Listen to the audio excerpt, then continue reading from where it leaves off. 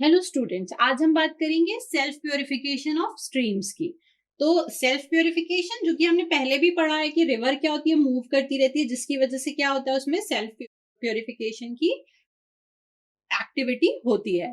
तो सीवेज के टर्म पे समझे तो when the sewage is discharge into the natural body, जब भी कोई सीवेज नेचुरल बॉडी में डिस्चार्ज किया जाता है तो जो रिसीविंग वाटर है वो क्या होगा, पल्यूटेड हो जाएगा। क्यों? क्योंकि आपने वेस्ट प्रोडक्ट उसमें मिला दिया। तो जो भी वेस्ट प्रोडक्ट प्रेजेंट होता है सीवेज के एफ्लुएंट में, उसकी वजह से क्या हो रहा है, पॉल्यूशन क्रिएट हो रहा है। बट ये जो कंडीशन है ये हमेशा ऐसी नहीं होती। आपने क्या लिया, रिवर मान लीजिए, लेक लिया, लेक में क्या किया, पानी को, वेस्ट वाटर को छोड़ दिया है। तो क्या वो वेस्ट वाटर पल्यूट होके पल्यूटेड ही रहेगा? नहीं, ऐसा नहीं होता। क्या होगा कि आज आपने उस लेक में वेस्ट वाटर को डाला, बट कुछ टाइम बाद वहां पे सेल्फ प्योरिफिकेशन की प्रोसेस स्टार्ट हो जाती है। कैसे स्टार्ट होती है? तो due to turbulence, due to movement of the water, हमारा क्या होता है यहाँ पे सेल्फ प्योरिफिकेशन होता है। तो कौन से फैक्टर्स हैं जिनकी वजह से सेल्फ प्योरिफिकेशन हो रहा है? तो सनलाइट हो गई। आप देखेंगे कि लेक्स है, सी है, रिवर, इनमें क्या हो रही है, सनलाइट आ रही है। तो सनलाइट क्या करती है, फोटोसिंथेसिस में हेल्प करती है, और जिससे कि क्या होता है, ऑक्सीजन रिलीज होती है। तो ऑक्सीजन रिलीज होना मतलब ऑक्सीडेशन होना ऑर्गेनिक मैटर का। तो इस तरह से क्या हुआ, जो आपने वेस्ट लेक में डाला, रिवर में डाला, वो प्योर हुआ। देन सेडिमेंटेशन, सेडिमेंटेशन में क्या होगा, सेटल हो जाएंगे वेस्ट के पार्टिकल, जो ऑर्गेनिक मैटर है या हैवी पार्टिकल है वो सेटल हो जाएंगे। और सेटल होने की वजह से जो ऑर्गेनिक सॉलिड है बॉटम में, उनको आप क्या करेंगे, उनको स्टेबलाइज कर सकते हैं। एनारोबिक प्रोसेस हो सकती है, एनारोबिक बैक्टीरिया वहां वर्क करेंगे और सेडिमेंटेशन के थ्रू आप वहां प्योरिफिकेशन होगा।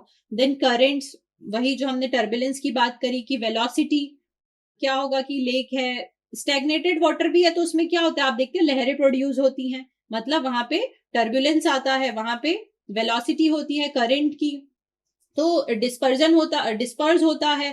तो वेस्ट वाटर, तो इसकी वजह से क्या होगा, डिस्पर्स मतलब छोटे छोटे पार्टिकल्स में वेस्ट वाटर, मान लीजिए कि कोई पार्टिकल गया था वो और माइन्यूट पार्टिकल्स में टूट गया तो डिस्पर्स हो गया। तो इस तरह से भी वहां पे क्या होगा, प्योरिफिकेशन होता है, जिसको कि हम क्या कहते हैं, सेल्फ प्योरिफिकेशन। इसके अलावा टेम्परेचर की वजह से सेल्फ प्योरिफिकेशन होगा। अगर हाई टेम्परेचर है तो आपकी सॉल्युबिलिटी जो है ज्यादा होगी, ऑक्सीजन की जो सॉल्युबिलिटी है वाटर में वो ज्यादा होगी, और हाई टेम्परेचर की वजह से लेस प्योरिफिकेशन टाइम आपको वहां रिक्वायर्ड होगा। ऑक्सीडेशन होगा, ऑक्सीडेशन ऑफ ऑर्गेनिक मैटर जो है वहां पे, जैसे हमने बीओडी में पढ़ा था, तो क्या होगा, अब जो भी ऑर्गेनिक मैटर है उनका डिकम्पोजिशन, उनका ऑक्सीडेशन स्टार्ट हो जाएगा। क्यों? क्योंकि डिजोल्व ऑक्सीजन रिवर वाटर में आपको अवेलेबल मिलेगी ही मिलेगी। डेफिशिएंसी ऑफ ऑक्सीजन क्रिएट हो सकती है, तो एटमॉस्फेरिक ऑक्सीजन क्या करेगी, वहां पे हेल्प करेगी प्योरिफिकेशन के लिए। इसके अलावा रिडक्शन की प्रोसेस होती है ऑटोमेटिक, जो कि हाइड्रोलिसिस ऑफ ऑर्गेनिक मैटर जो है आपके, वो सेटल हो जाते हैं बॉटम में। एनारोबिक बैक्टीरियाज हैं जो कि हेल्प करते हैं स्प्लिटिंग में ऑर्गेनिक मैटर्स की। तो इस तरह से रिवर या कोई भी स्ट्रीम है तो वहां क्या होगा, सेल्फ प्योरिफिकेशन की प्रोसेस होती है।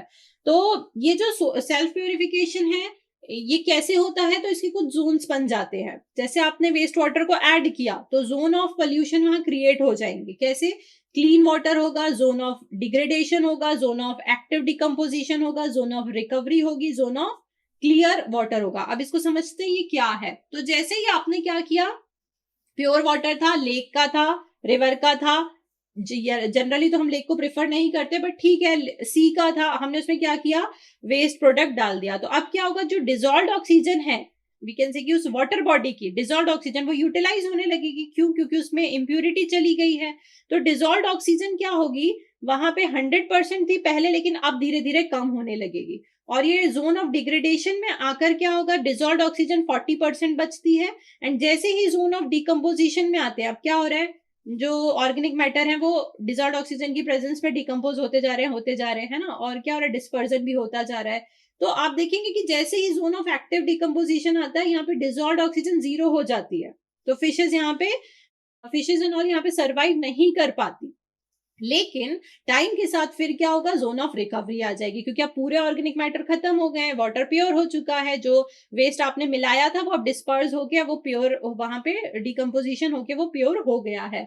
तो अगेन क्या होता है, जोन ऑफ रिकवरी आती है, एटमॉस्फेयर से ऑक्सीजन मिलेगी एंड क्या होगा, ऑक्सीजन यहाँ पे बढ़ने लगेगी एंड देन आप देखेंगे जोन ऑफ क्लियर वाटर यहाँ पर आपको मिलने लगता है। तो ये एक पूरी प्रोसेस होती है सेल्फ प्योरिफिकेशन की। Thank you.